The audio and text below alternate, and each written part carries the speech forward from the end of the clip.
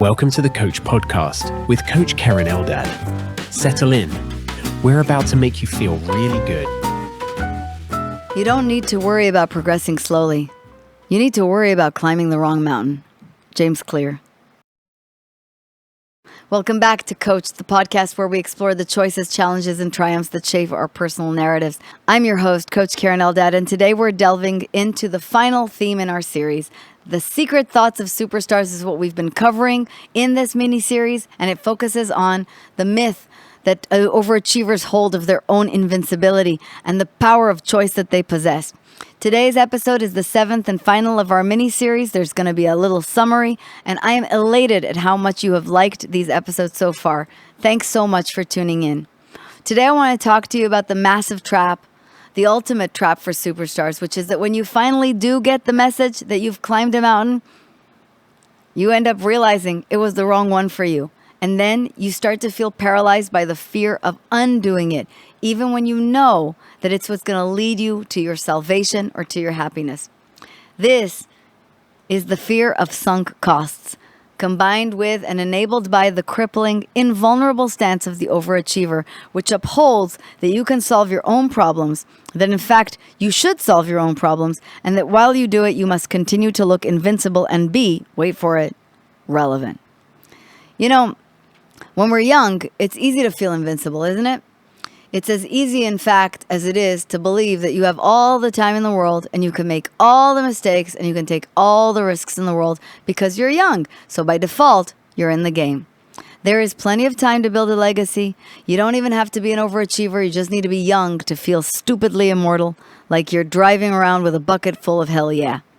Time stretches out before us, offering endless opportunities to pursue our dreams, and no one feels like they can't take risks or need their health insurance. But as we age, that feeling of invincibility often returns, reminding us that time is fleeting, urging us to make the most of every moment. And many of us, as this begins to percolate, as we start circling the midlife years, in particular, we find ourselves atop the mountains that we climbed, looking around and going, really?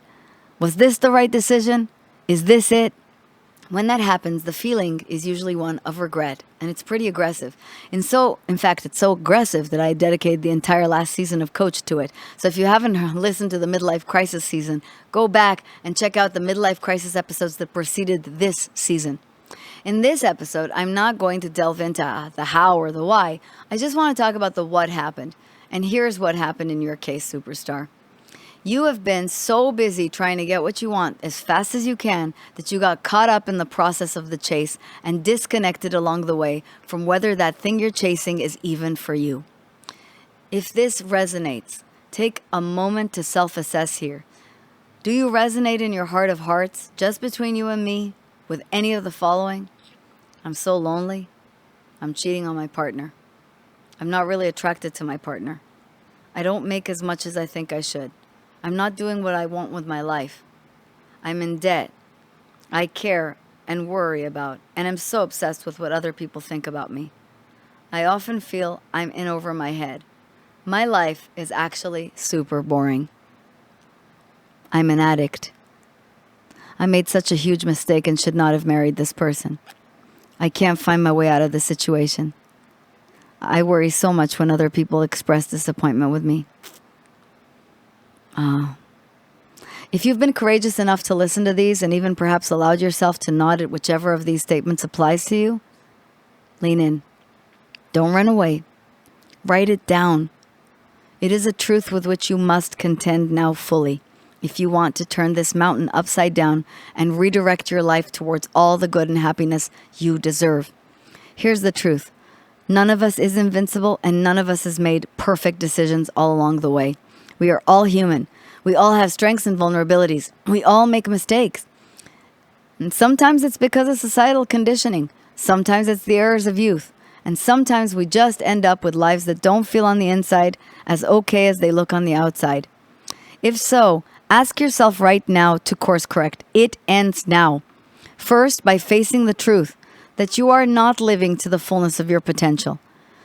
And by facing the truth that you can make different choices now choices that are no longer based solely on maintaining the humdrum or the present.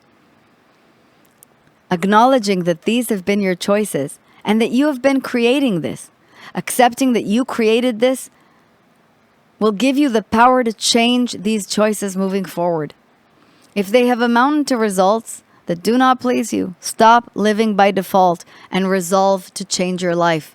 You should be holding yourself to a higher standard of living, of enjoyment, and of learning. The only way any of us, including you, will be able to do this is if we're able to tell the truth openly and without shame. And the only way to do that is our next level, and that is ask for help.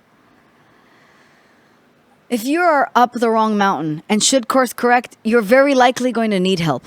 Don't feel embarrassed for asking for help. You have not been able to Sherpa yourself alone all the way up here. You're definitely not going to be able to course correct without some major intervention here. Do not feel embarrassed about asking for help. As Brené Brown says, shame dies in the light. This means you're going to feel better the very second the words, "Can you help me?" leave your lips. That was certainly the case for me. And you know what else dies in the light? Isolation. Bring your conundrum to an empathetic soul, and even if you actually meet one, to a soul teacher. And you will stop being alone. You will stop believing you have to deal with this alone. And you will realize that you are neither. That's this episode's tool, incidentally. It's to kill your cowardice by taking one small action, and that is ask for help. In so doing, you will tell the truth, and you will share it with at least one teacher. You may find yourself still for a while standing between two worlds, the old one in which you feel unhappy and stuck, and the new one with which you're not yet familiar. It can be daunting, but with the right support, you will find clarity, and from that point on, the only thing you will have to do is keep moving forward. That's it, friend. Keep crafting your life story with intention and authenticity, and hopefully with a great teacher.